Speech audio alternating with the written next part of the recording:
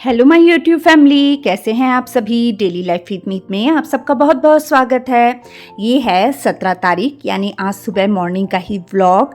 बस मैं यहाँ पे बना रही थी प्रसाद। ये सुबह का टाइम है और जैसे कि आज विश्वकर्मा पूजा है और फैक्ट्री में जैसे हम लोग जैसे विश्वकर्मा पूजा वाले दिन पूजा भी होती है और पाठ भी होता है सुखमनी साहिब जी का। तो बस इसके लिए मैंने ना प्रसाद बनाना था, तो मैंने सारी सुच्ची चीज़ें जो होती ना, सुच्ची मतलब जो जूठी नहीं होती ना, वो चीज़ें जैसे आटा और चीनी और घी का मैंने अलग से आधा किलो का डब्बा मंगा लिया था। तो बस अब मैं बनाने लगी थी कड़ा प्रसाद और ये मैंने फैक्ट्री भेजना था क्योंकि वहाँ पे पाठ होना था फैक्ट्री में। फिर इसलिए मैंने घर से बनाकर प्रसाद भेज दिया था। तो बस मैं यहाँ पे प्रसाद ही बना रही हूँ। तो ये मैंने आपके साथ पहले भी शेयर किया है कि ये कैसे बनता है। तो ये जैसे कि आप अगर जितना आटा लेंगे उतना ही घी लेंगे और उतनी ही चीनी लेंगे, तो इस हिसाब से बनता है और पानी जो होता है वो दुगना डलता है।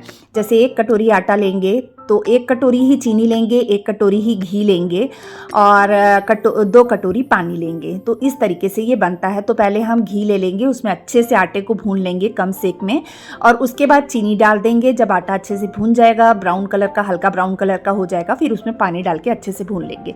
फिर आज संक्रांत थी।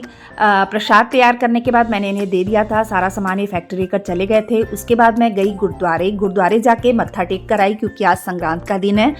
और फिर मत्था टेक के आने के बाद नाश्ता बनाया। बाकी सब ने तो गुरुद्वारे में नाश्ता कर लिया था, पर मैं थोड़ी सी लेट हो गई थी, तो इस वजह से फिर मैंने घर में आके नाश्ता किया। तो बस फिर संडे का दिन आपको पता है मेरा एक्स्ट्रा काम करने का दिन होता है।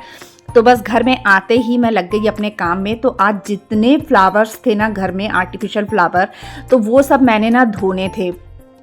1-2 दिन से मैं सोच रही थी, तो मैंने कहा नहीं, मैं संडे को ही निकालूंगी। जो काम मैं एक्स्ट्रा करती हूँ ना वो संडे को ही करूँगी। तो बस यहाँ मैंने फ्लावर निकाल लिए थे। कंघी भी ना थोड़ी सी गंदी हो गई थी, तो मैंने कहा कंघी भी धो लेती हूँ और इनका जो ब्रश रहता है दाढ़ी वाला, वो भी मैंने सोचा कि वो भी मैं धो देती हूँ। वो भी मैं बीच बीच में धोती रहती हूँ। तो इस तरीके से मैंने कंघी भी धो ली थी और ब्रश भी धो लिया था। और जो कपड़े थे ना वो मशीन में घूम रहे थे। आजकल क्या है ना, कपड़े मैं डेली ही धो लेती हूँ और एक्स्ट्रा जितने कपड़े होते हैं ना मैं निकाल लेती हूँ।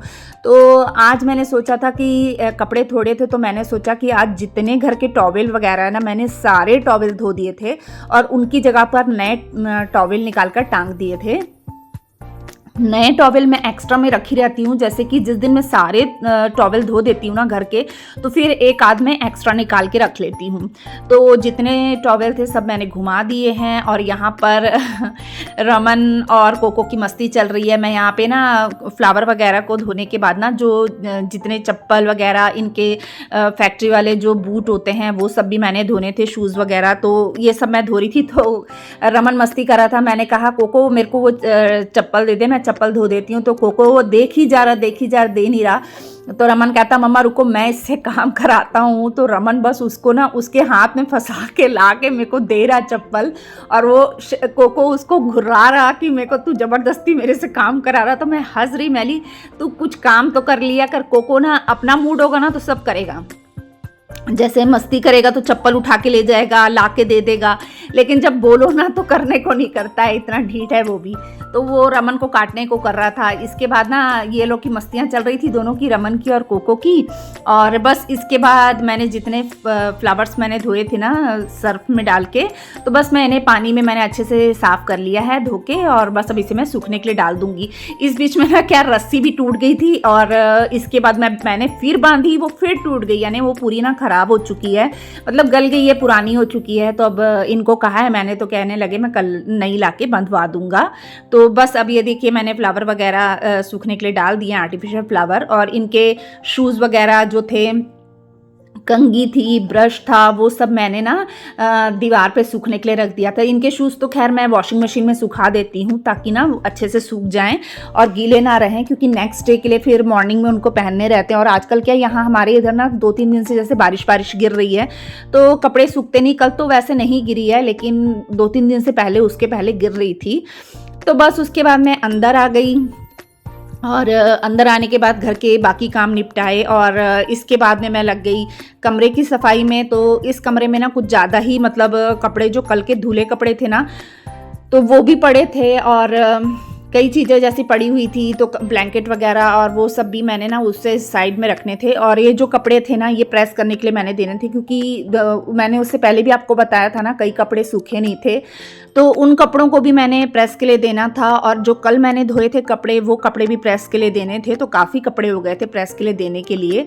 और ये सोफ़े के कवर वगैरह भी ना कल जाके सूखे हैं, तो मैं इसे सोचिए, मैंने 12 तारीख को चेंज किए थे शरण के बर्थडे वाले दिन, और मैंने कुछ 13 या 14 को कपड़े धोए थे, 13 को धोए थे। तब से बारिश गिरी रही थी, शरण के बर्थडे वाले दिन से ही बारिश गिर रही थी, तब धोने के बाद भी वो सूखे नहीं थे। और फिर जब वो सूखे हैं तो मैंने कल सूखे, तब उसके बाद मैंने इसे जोड़कर अब मैंने दीवान में रख दिया है। उसकी जगह में जो चादर वगैरह धोई थी ना, बेडशीट वगैरह, वो भी तय करके मैंने उसकी जगह पर रख दी हैं। और ये जो प्रेस करने वाले कपड़े हैं, ये मैं एक मतलब चादर में बांध दूंगी और रख दूंगी। फिर इन्होंने ना, बाद में मैंने बांध के रख दी थी, फिर इन्होंने प्रेस करने के लिए कपड़े ये भी दे आए थे। और जो जोड़ने तय करने वाले कपड़े थे वो मैं साथ साथ कर भी रही थी, और कुछ मैंने कर लिए हैं और कुछ करने बाकी थे, तो ये सब मैं कर लूँगी। और बस इसके बाद फिर मैंने और भी काम करने थे।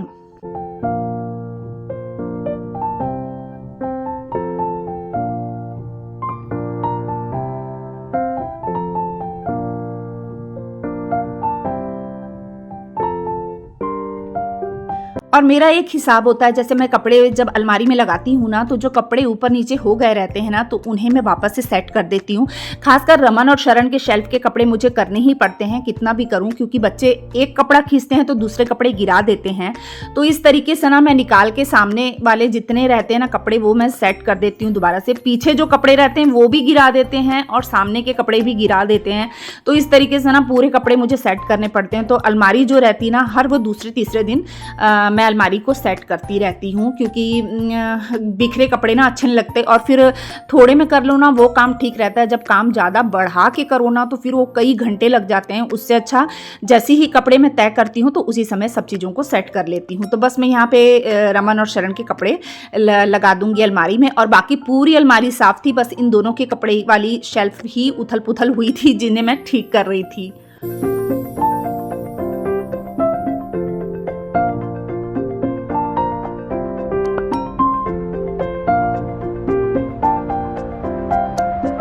इसके बाद मैं लग गई थी बेड की डस्टिंग में, जो करती हूँ मैं रोज़ का ही मेरा ये काम है कि ये काम करना ही करना है। और बस यहाँ पे मैंने बेडशीट वगैरह झाड़ ली है, पिलो वगैरह मैं सब सेट कर दूँगी। पिलो कुशन जैसे जैसे मैं रखती हूँ उस तरीके से रख दूँगी, और इस तरीके से बेडरूम वगैरह पूरा साफ़ हो जाएगा।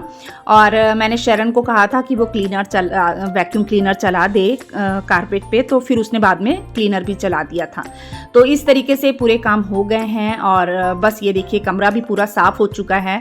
इसके बाद ये भी आ गए थे, और मैंने कहा था फैक्ट्री से प्रसाद लेकर आना पूजा का, तो प्रसाद लेकर आए थे। तो जैसे हम जितने वर्कर होते हैं उन सबको मतलब मिठाई का डब्बा वगैरह देते हैं, तो वो भी था, और घर के लिए भी लेकर आए थे। और बूंदी का प्रसाद और कड़ा प्रसाद जो मैंने बनाया था ना, वो भी घर आया था।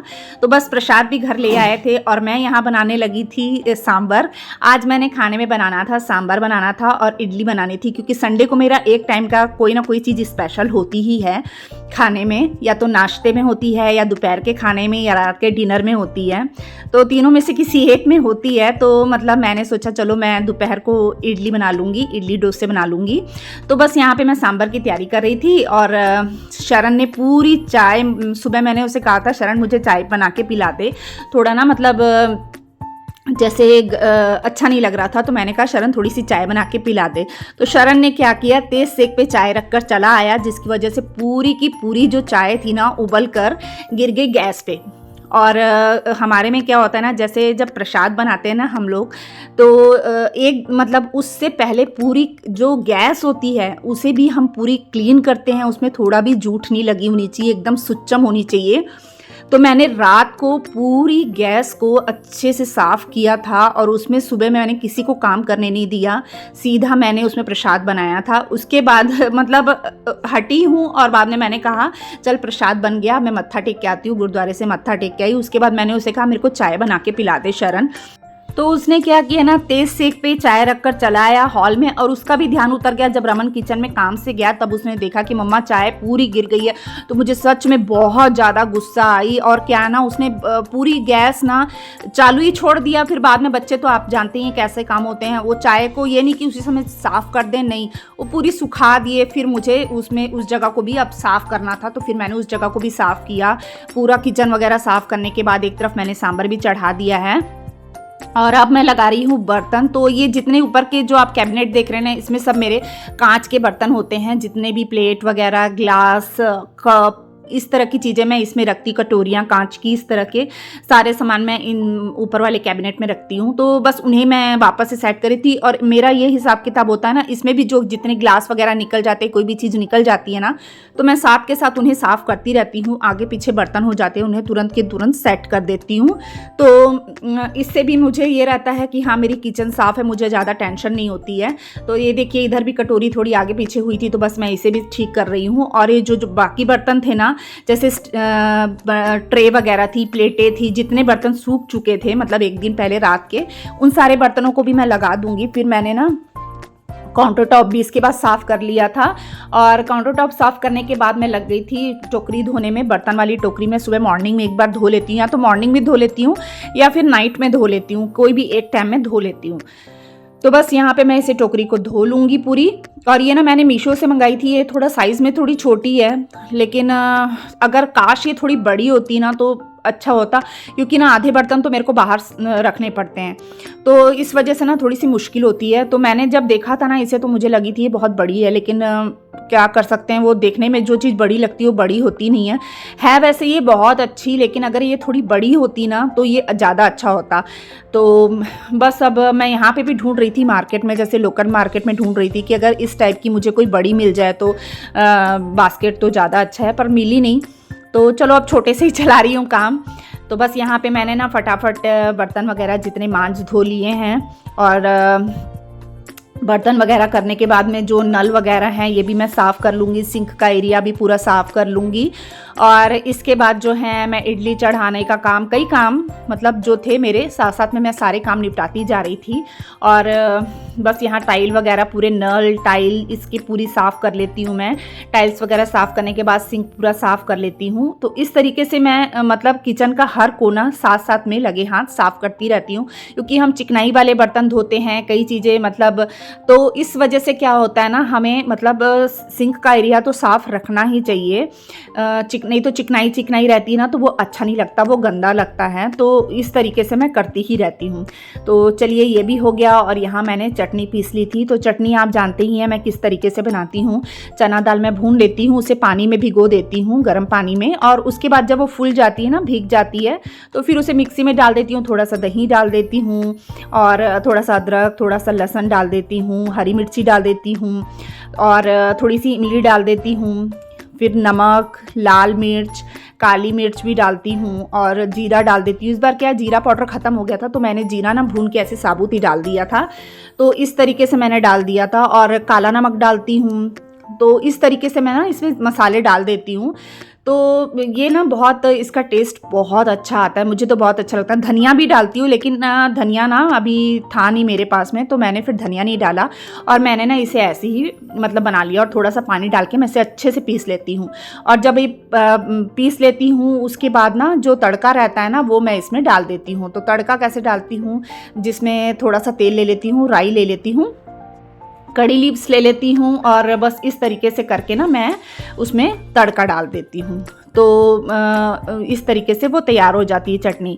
और बस ये हो गया। इसके बाद बस मैं लगी थी, एक तरफ इडली के लिए मैंने चढ़ा दिया था, और आटा अच्छा मतलब फूल चुका था, सुबह तक नहीं फूला था। तो मैंने क्या किया, उठाकर ना पतीले को मैंने धूप में रख दिया था, जिससे वो थोड़ी देर में ही मतलब फूल गया था। मतलब उसके बाद ना मतलब अच्छा खटास आ गई थी, खमीर उठ गया था उसमें। फिर मैं आके फटाफट एक तरफ इडली चढ़ा दी मैंने, सांभर भी बन गया, चटनी भी बन गई, और बस मैं एक तरफ बनाने लगी थी डोसे, क्योंकि रमन कहने लगा मम्मा मुझे तो डोसे ही खाने हैं। तो बस मैं उसके लिए यहाँ पे डोसे बना रही थी। तो बस यहाँ पे मैं फटाफट डोसे भी बना दूँगी। और जैसे इनको तो थोड़े सॉफ्ट वाले चाहिए होते हैं, लेकिन रमन को थोड़े क्रिस्पी चाहिए होते हैं। तो बस मैं सबकी पसंद का ध्यान रखते हुए बना रही थी। यहाँ पर मैंने किचन भी पूरी साफ़ कर ली थी, और मेरे पूरे घर के काम हो चुके थे। तो चलिए फिर मैं यहीं पर अपने अपने व्लॉग का एंड करती हूँ। आई होप आपको मेरा ये व्लॉग पसंद आएगा। अगर आपको मेरा ये व्लॉग अच्छा लगता है तो प्लीज़ मेरे चैनल को सब्सक्राइब कर दीजिएगा, वीडियो को लाइक कर दीजिएगा, शेयर कर दीजिएगा और बेल आइकन को प्रेस कर दीजिएगा, जिससे मेरे आने वाली वीडियो का नोटिफिकेशन आपको मिल सके और आप मेरी वीडियो देख सकें। तो प्लीज़ मुझे ज़्यादा से ज़्यादा सपोर्ट कीजिए।